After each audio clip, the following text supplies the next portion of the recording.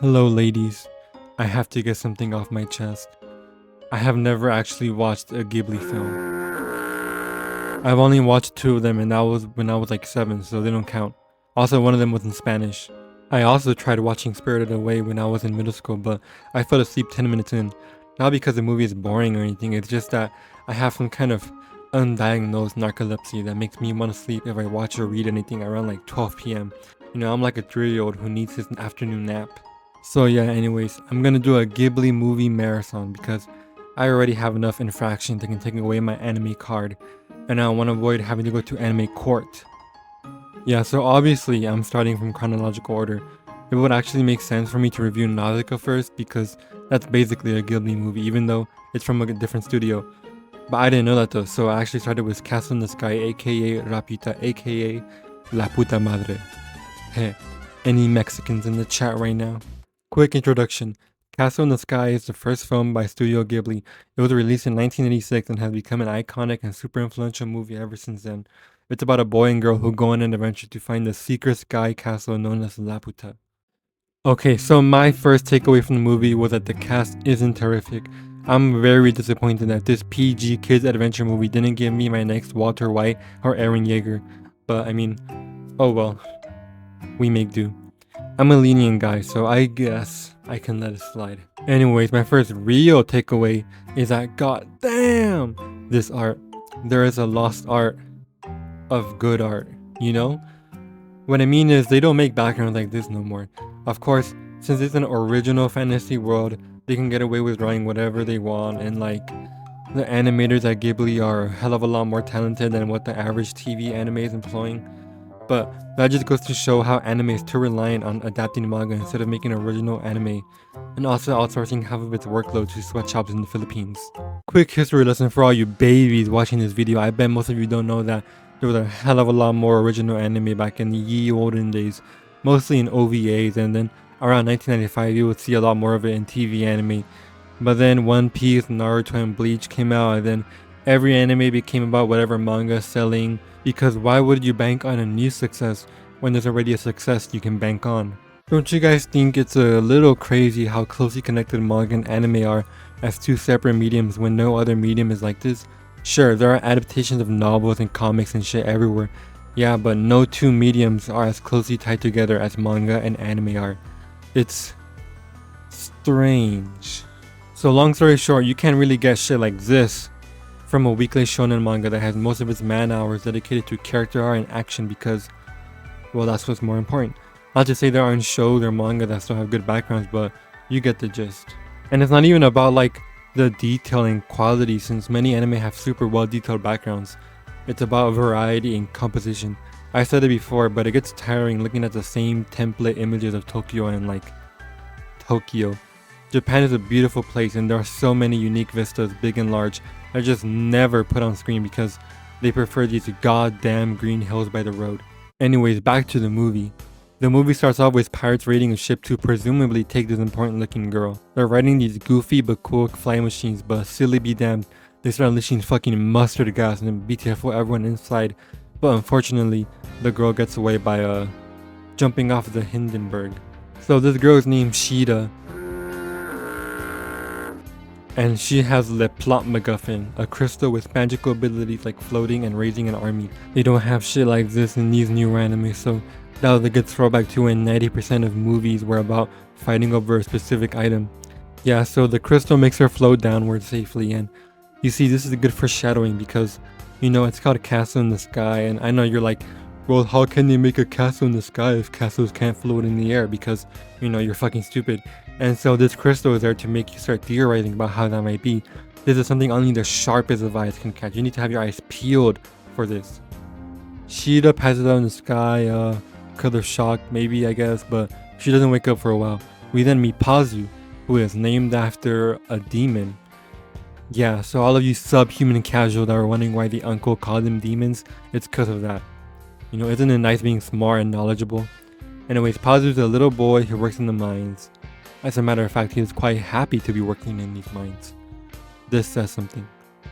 Both Pazu and Shida are pretty strong-willed and resourceful kids. Sheeta starts out a bit meeker but tempts up later on. Anyway, they both meet up. It's pretty cute. We get to see some beautiful landscape shots at the city, town, village thing, whatever Pazu lives in. By the way, this opening sequence with all this old-timey art is pretty cool. So adventure movies can't be called that without a chase sequence, and we get that right away, full throttle. These goddamn pirates have fucking Cold War Arizona already. I'm telling you, silly be damned. Now once you say though, it's a pretty good sequence. I gotta say though, this movie is not as impressively animated as I would have thought. There's great scenes here and there, of course, but for the most part, the movie lingers around good, but not really like great. But I guess I'm just spoiled by having the two anime films I've watched the most be Ghost in the Shell and Akira. Anyways, check out this cool as fuck army tank. It's like cool as fuck. I had to pause to look at it during the movie. It reminds me of the Metal Slug games. Anyone here ever heard about those games? Haha. Anyways, fast forward a bit, and Pazu and Sheeta are now wandering through some caves before meeting Pazu's uncle, who is constantly roaming around here. I like this part because I think we can all find having a crazy uncle who spends his days running around caves relatable, because I know I do. We learned about the secret of the crystal. It's actually something called a volucite and it can float, which would explain Sheeta's necklace. I forgot to mention that we were introduced to Laputa Castle at the beginning, where Pazu talks about how his dad snapped a photo like full on 4K gyro stabilized widescreen. It's like this is a real deal and no one believed him. So while the whole crystal explanation thing is going on, I began to realize that this movie is making me feel something. I would say that I felt wonder, a type of wonder that someone of a remarkably young age would feel. Childlike, you could say. So yeah, by this point I was very engrossed in the movie's vibe and whatnot. Despite that though, I was wishing something more interesting was gonna happen. Luckily, my wish was granted, cause yay, giant robot rampage. So context, these two little kids are also being chased by the army, cause why not? This explains why Sheeta smashed the bottle over what seemed to be her very nice and upstanding bodyguards. We got a formal introduction to the main villain of the movie, Muska. And I know, my first immediate reaction was, wow, I didn't expect the movie to be so political. You see, I am not a big fan of politics in my media, and I hope the next Ghibli film won't have any of that. So Muska's goal is to find Laputa and seize the technology, and quick side on here. What is the technological level of this world? It's very steampunk, so presumably early 1900s, but since we have tanks, advanced photography, and the Mega Hindenburg, I would assume much later than that, but at the same time, the automobiles shown are rare, as pointed out by Pazu, and also look like the first cars we had. Very conflicting. None of this matters, by the way, it's just a fun tangent. Also, I don't know what the hell I'm talking about. Moving on, the kids get captured right after Sheeta reveals her true identity as the person from Laputa, and then they get put into baby jail. Sheeta trades her stuff for Pazu's freedom, and Pazu leaves back to town, where he meets the pirates again since they invaded his home. After a quick rough and tumble, they team up for the adventure of a lifetime. Meanwhile, Muska is showing this robot to Sheeta, and he starts explaining shit. More stuff happens, who cares, robot rampage starts. This is my favorite sequence in the movie, almost purely for the spectacle.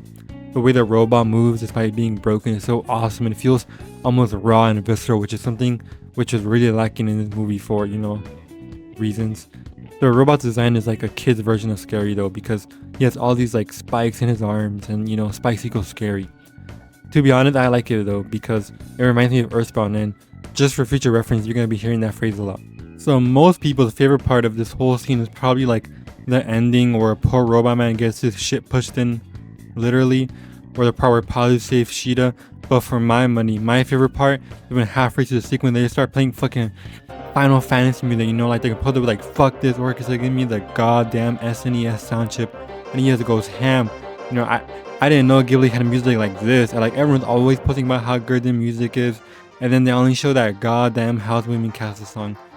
But I see now that everyone was just doing some gatekeeping, we all like to do a little gatekeeping here and there. Okay, I get it. The Gundam dies and Sheeta loses her crystal, which allows the army to chase after Laputa. Sheeta and Pazu then officially join the pirates and hop on their OSHA-approved flying machine. So obviously the pirates turn out to be good guys, because this is a kids movie and that's more fun. And you know what? I agree. This part of the movie was pretty fun, and holy shit, is that Dr. Eggman? Mr. Eggman, I'm a big fan. I love doing Sonic Boom and the live dub of Sonic Adventures. Haha, I'm gonna shit on the moon and blow it up. Good meme. Good internet meme. I like seeing that everywhere. all the time. I love this part of the movie, except for when all the guys start showing off that they're Mushoku Tensei fans. It's all fun and games until we get closer to Laputa, and then they have to deal with the storm and the artillery barrage from the army. More child labor actions ensue, and then we get a seemingly fake out death with the pirates before Pazu and Shida enter the dragon's den.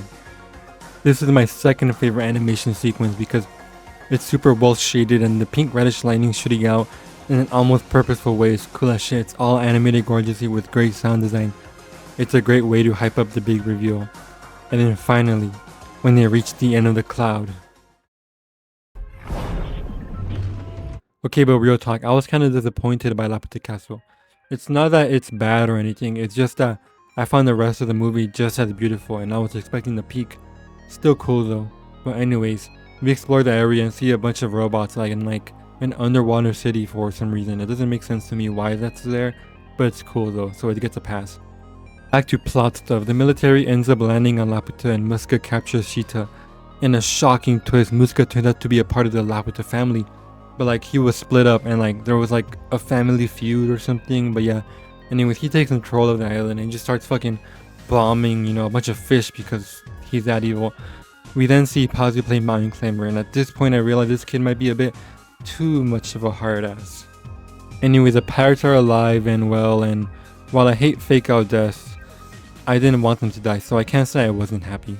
Throughout the story, we get hyped up about this destruction spell the crystal can do, and we get all these crazy ideas, and then in the final confrontation we finally see what it is, and holy shit, they summon 10-star blue-eyed white dragon, Godzilla, Dark Eater Medea, and the fucking Tsar Bomba gets dropped on Muska, and it's a self-destruct sequence.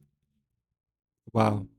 Well, since Muska was greedy, he had to be beaten by true love and selflessness, so thematically it makes sense. But who cares about themes when you can do cooler shit? Pazu and Shida make it out alive, the pirates get some riches, all well that ends well, the end. So what did I think about my first Ghibli movie? It was pretty good. So if you liked this video, make sure to press like and subscribe and the bell notification and leave a comment and press share and follow me on Twitter.